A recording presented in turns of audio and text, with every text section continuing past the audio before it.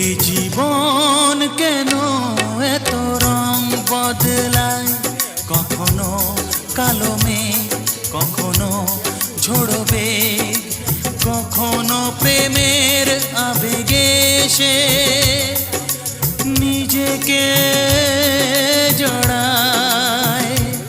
এই জীবন কেন এত রং বদলায়, কখনো কালো মেঘ, কখনো ঝোড়বে, কখনো প্রেমের আবেগে সে নিজেকে জড়ায়। এ জীবন কেন এত রং বদলায়।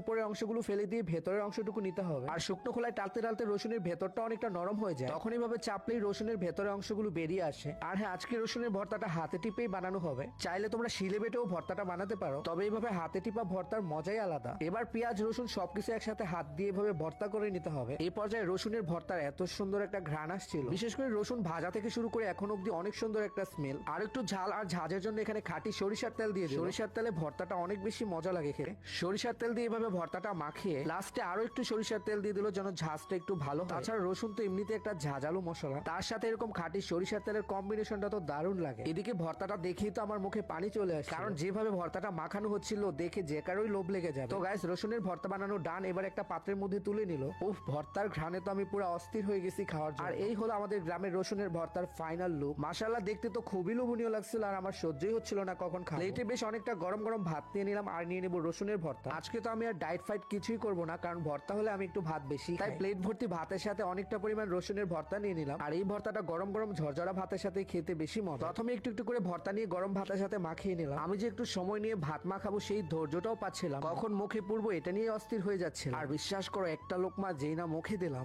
উফ, একেবারেই পাগল করে একটা ভর্তা রেসিপি। ঠান্ডা সর্দি কাশির জন্য তো এই রসুনের ভর্তা খুবই উপকারী, তাই আমি বেশ অনেকটা পরিমাণ ভর্তা নিয়ে নিলাম আর খুবই মজা করে খেয়ে নিলাম। তোমাদের কাছে আমাদের আজকের রেসিপিটা কেমন লেগেছে সেটা অবশ্যই কমেন্টে জানাও। দেখা হবে এমনই কোনো নতুন ভিডিওতে, সে পর্যন্ত সবাই ভালো থেকো। আল্লাহ হাফেজ।